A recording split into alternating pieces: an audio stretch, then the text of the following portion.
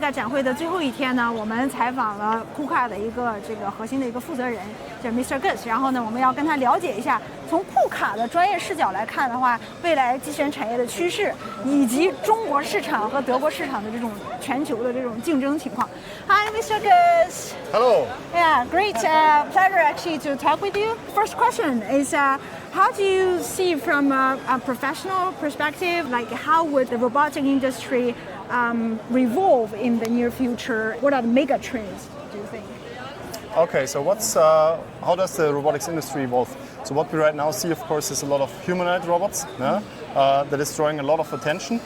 From our point of view, that's for sure interesting field, but we are more into the industrial space, so we are more in the shop floor environment. So for us, the classical industrial robot is still, I would say, the most important thing. Then, of course, the cobots.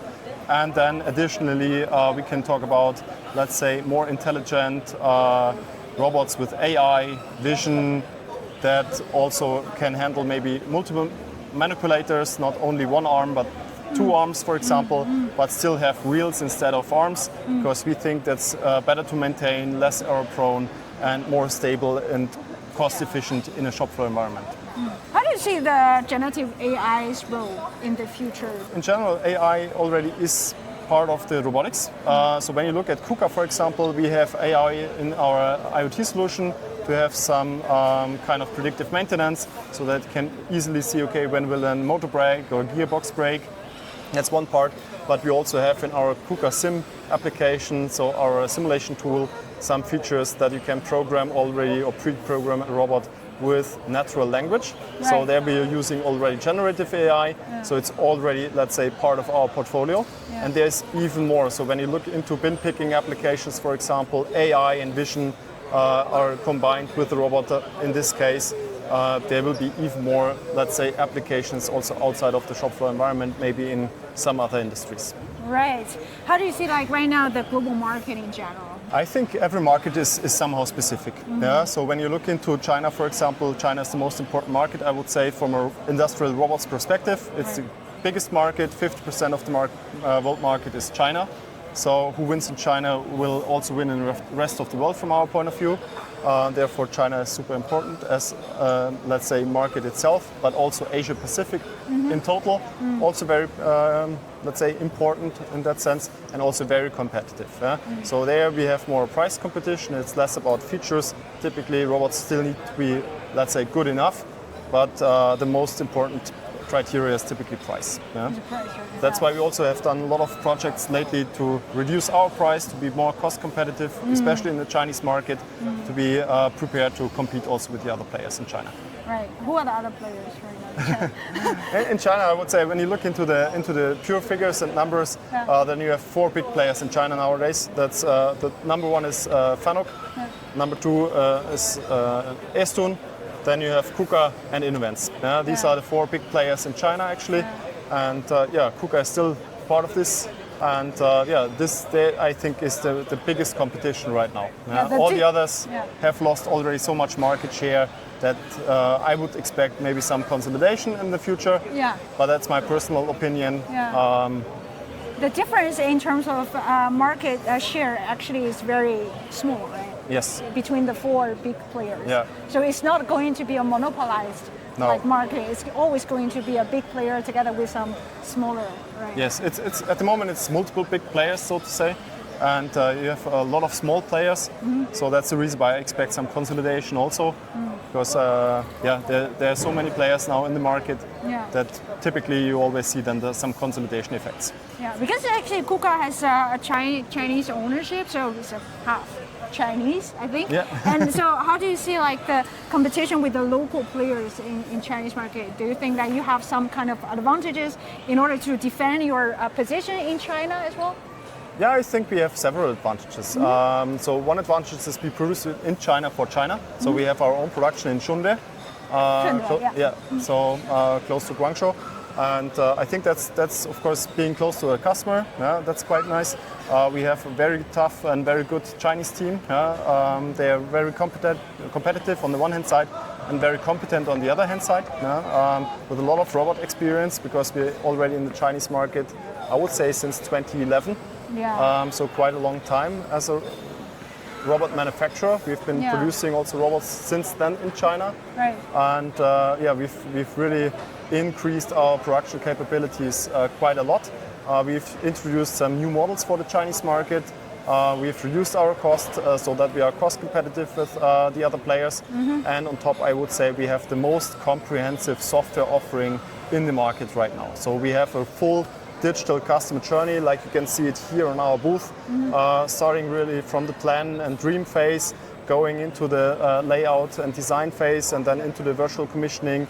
You get a lot of support with our expert database, where you have 25 years of know-how how to maintain a robot in a database that you can have from KUKA. You have an IoT solution from KUKA. You have multiple tech packages. We have everything now in one engineering suite, from simulation, commissioning, testing, and offline programming. So I would say we have the most comprehensive offering in the market in that sense. Okay, so you mentioned like in China, Chinese market is all about price. What about in Germany and in US or in the other market like India, which is emerging? Yeah. So I would say in Germany especially, you have of course the tough economic situation, of course also tough situation because there's not that much demand in the market. That always increases competition, of course. So many players competing about this low number of projects. Right. That's of course a different story. But there is still more about quality and what we can offer additionally to the hardware. So there, of course, also our digital portfolio comes into play. That's why we also founded my segment, KUKA Digital, lately, to better support our customers to make their life and work easier, which is basically our mission at KUKA. And therefore, I think that's quite good. In the US, it's also more about features and having the right product in the market for the right needs. Also, they are tough competition, but you have more the established players like a KUKA or a Fanuc or an ABB competing there in the market.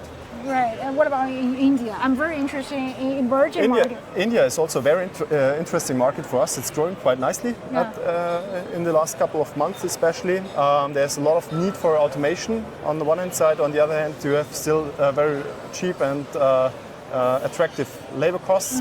That's one thing. And you have a lot of workers available, actually. What we see is that especially for some special applications like welding, we see more and more demand because you don't find skilled workers anymore, or people don't want to do that, let's say, tough, dirty, and dangerous job. So this is something that's getting more and more automated. So I think India is really one of the growth markets in Asia Pacific, besides Korea and China. Yeah, okay. Now what about Africa? And you think in general, because Africa doesn't have a shortage of labor neither, but apparently but there is a huge need. For example, like in terms of migration, like people, like there are a lot of people, but as a custom duty, for example, they cannot count just one by one. Maybe there's a need. Or in some other scenario, how do you see this?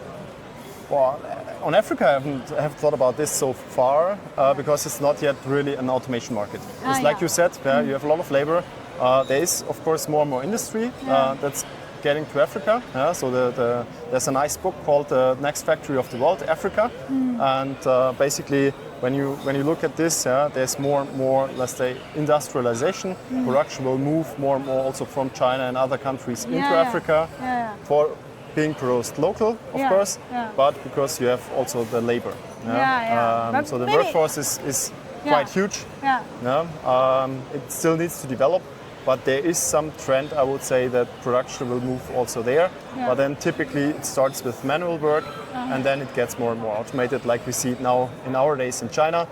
It all started with a lot of people.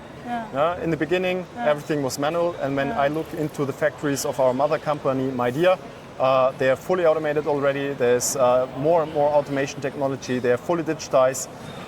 They almost run like a dark factory. So there's clear trend towards more and more automation.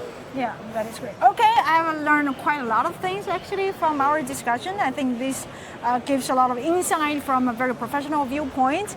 And I hope actually we get enough knowledge today. Okay, thanks a lot for your contribution. You're welcome. 我们今天其实跟库卡的这个负责人聊了很多，然后我觉着让我觉得非常印象很深刻呢，一共有3点。首先第一点呢，就库卡它虽然是一个拥有中国的这个控股的一个这个企业，但是其实上它在全球还是布局扎根的都非常深。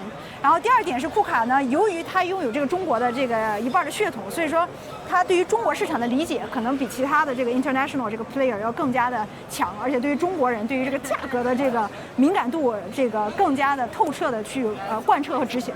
然后第3点我觉得很有意思一点就是首先库卡他们是非常的这个坦诚他们自己的就是对于未来的这个展望，然后呢因此呢我们也相信这家企业一定会在未来的这个机器人这世界中呢起到了一个非常长期的一个主导作用。OK， 如果你还想了解更多的关于 Automatica 以及关于机器人的信息，不要忘记了关注我们科技出海，尽在海展中。拜。